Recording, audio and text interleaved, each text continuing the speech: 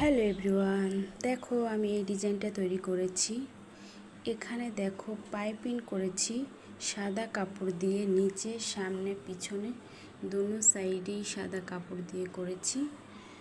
আর এটা হচ্ছে প্যান্টটা, প্যান্টের নিচেও আমি সাদা কাপড় দিয়ে পাইপিং করে দিয়েছি। যেহেতু এটা বাটিকের ড্রেস, সেখানে যেহেতু সাদা কালারটাই বেশি, সেজন্য সাদা কালার দিয়ে আমি এই ডিজাইনটা তৈরি করেছি। দেখো হাতার ডিজাইনটা কিভাবে তৈরি করেছি। এই ডিজাইনটা তৈরি করেছি, নিচে আবার আমি পাইপিং দিয়েছি। যেহেতু সাদা কাপড় পাইপিং দিয়েছি, আমি চাইছিলাম যে এখান দিয়ে একটু একটু বের হয়ে থাক, যে গলার সাথে ম্যাচিং করার জন্য। দেখো গলাটা দেখো কি সুন্দরভাবে তৈরি করেছি। এগুলো আমি কাপড় দিয়ে সব তৈরি করেছি।